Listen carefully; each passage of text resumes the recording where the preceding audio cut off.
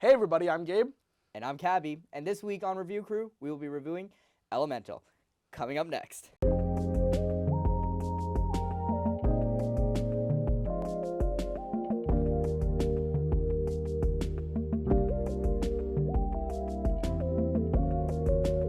Now, for anyone who doesn't know, Elemental is Pixar's newest film, and it's all about a girl who's made of fire and a boy who's made of water, and their crazy journey to find love in a world full of lots of elements.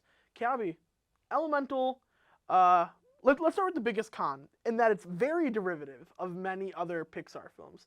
If you feel like you've seen this movie before, you kind of have. You know what I'm saying? Like, you got Zootopia, and you could argue that Zootopia does this theme better. What's your kind of take on that? Does this movie feel fresh to you?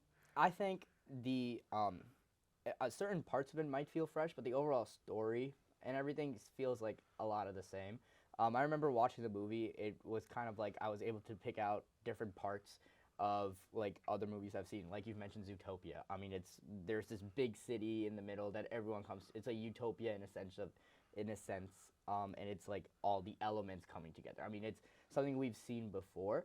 The story itself also kind of is a little bit of the same, where it's like two people from two different groups, not usually seen as people that would, fall in love with each other, but they do, and then it's sort of their journey trying to navigate all the issues that, stop them from being together. We've seen that before as well. I mean, but there are certain things like animation-wise, I thought it was beautiful. Yeah. Animated, and there were fun characters there that you may have not seen in other Pixar movies. But yes, I do agree that there was a lot of the same. Yeah, I think one of the things that this movie did to freshen it up a little bit was that, for example, the fire people in this movie were highly symbolic of East Asian nations. And it tells a lot of that story of intergenerational trauma and how like the immigration process affected people and it affected their children, which is something different. That was a really heavy theme for this movie to explore. I remember, saw this movie with my girlfriend, and there was a bunch of kids, and I was like, oh, this movie's talking about some things that, like, as a kid, I don't know if I'd be able to grapple with those themes. Yeah. So I did think it was pretty powerful, but yeah, some of the narrative structure does feel kind of rote. People saying like that they've seen this before, I don't blame them for that. But the animation, as you said, was incredible. Starting with the Water Nation, the fluid dynamics, the simulations they made, it's genuinely incredible how you have these people who are made of water, so there's a sense of movement every time they're on screen, but you're still able to convey emotion with them. It's fantastic. Then you've got like the fire people who, for example, like when they step on certain crystals, like the flames change color, stuff like that. What is your favorite parts of the animation in this? I mean, again, you were talking about just how it's like all very fluid in one another. Oh my god. And each element has their own like specific thing to them. Like the air nation or whatever. Like those people, they're very like free flow. I mean, they're like very flowy with their movement. Yeah, exactly. Water is the same thing. Fire, they're a little more, there. We don't get to see much of like the earth or air nation of like those people, but you kind of get like everyone is individual in their own aspect, and I thought that was beautiful. I mean, the animation itself is just so nice to watch. I mean, it's so very pleasing to the eye. I thought even the like details in the glass that they made, the tempered glass and everything, like it's very beautiful to see. Yeah, that's just sort of my take on that whole thing. Yeah, we've got a lot of really good animated pictures this year, like Spider-Man Across the Spider-Verse. You and I, fantastic. Love that movie. Teenage Mutant Ninja Turtles Mutant Mayhem. It drove me crazy. I loved it. Yeah. The Boy and the Heron, which I've seen, I don't know if you've seen yet, Hayao Miyazaki's, it's fantastic. So in a year where we had stellar animated features, I think in another year, this movie would be like the shoe-in to win at the Oscars, just how well this movie is made. I don't think this one really has a chance. And that kind of sucks because, yeah, there are some things you should really see this movie for. There's an entire sequence that is set in essentially a football stadium for Wind people. And we keep saying like Wind Nation and stuff. This is not an Avatar The Last Airbender situation. Although this movie would be so much cooler if it was. But there is like a moment where the water people in the Wind football stadium, again, not a phrase I ever thought I would say, do the wave, right? In the sense of movement that comes from it, I know that was somebody's job for like a full year. So honestly, like there's a lot of Yeah. stuff that happened in this movie that's very obviously made with love. And even though, like I said, I don't think it's going to get that much credit at the Academy Awards, review crew will give it that credit. Oh yeah, I think and it goes beyond just the movie itself. It's just this summer with cartoon movies in general, it was stacked. Yeah. But apart from that, I mean, if you look at Pixar and how they just like poorly marketed this movie, like there's not a lot of people you could say like would have known that this movie came out.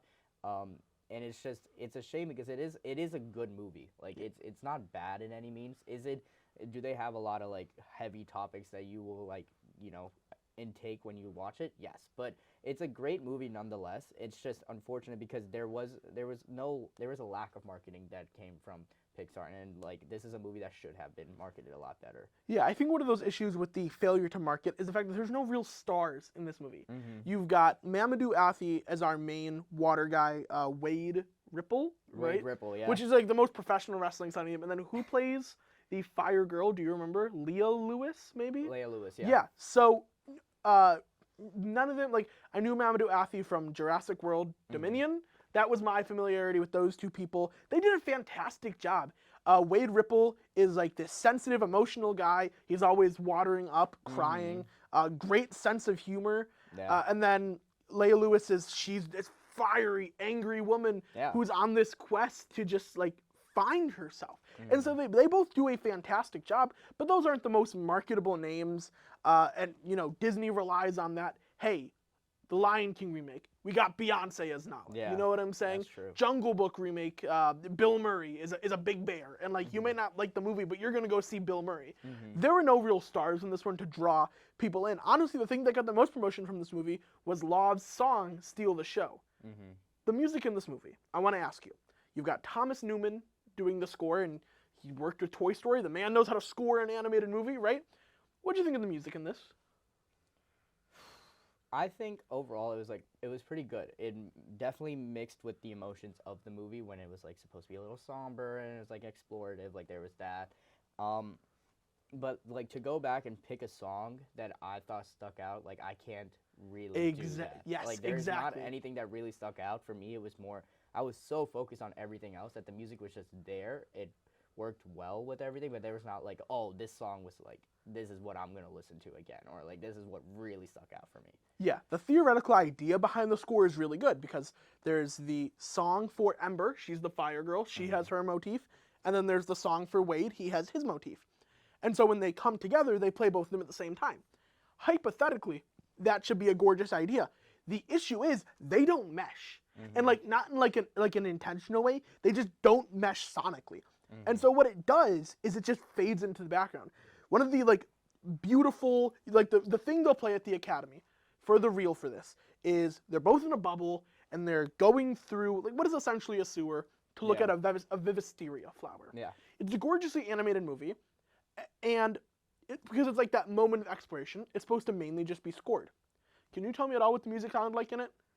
Nope. I mean, other than No, you like, cannot. it probably being like, like calming. But Exactly. That's like what I would think the music is. Exactly, and that's the issue where like there are just some issues with this movie where it just felt rushed. Yeah. And like I had fun with the movie, I thought it was beautiful, and it's one that like here's the thing, I am not gonna like be upset to rewatch this. When I do my Pixar rewatchables every year, this is not gonna be The Good Dinosaur.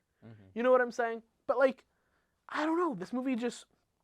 It felt like Disney was like, hey, we gotta get something out soon. Speaking of getting out soon, Kabi, just like the water people in this movie, we gotta wave goodbye. But before we do that, we gotta give our scores 1 out of 10. So what are you gonna give Pixar's Elemental? I think I'm gonna have to give it a solid like 7 out of 10. There you go. Because I think it was a great movie. There were things that they missed that could have probably been better, and again, just the overall con of it being like something you have seen before and wasn't completely fresh. But that's not to knock that the topics they talked about were very interesting, and it was something that really did keep me in because there was a lot of it that I was like, I have like seen this in the real world, and it was very interesting to see them incorporate that in a movie. But yeah, I mean, I think it was a good movie. It could have been a little great. What about your score? Yeah, I'm also going to give it a 7 out of 10. And the big reason for that is the predictability behind it. Friend of the review crew show, Tim Rose, he and I texted, you could have called this movie Wave Side Story, because is it just a retelling of Romeo and Juliet Yes. with elements. This movie really attempted to tackle some very controversial and very important themes, but because they rushed out the movie, those themes didn't get the deep discussion that they deserve. Overall, though, I enjoyed this movie. It's one that I'm definitely going to rewatch, but it didn't steal the show, like Love said in the song. Thank you guys all so much for watching. We'll see you next time.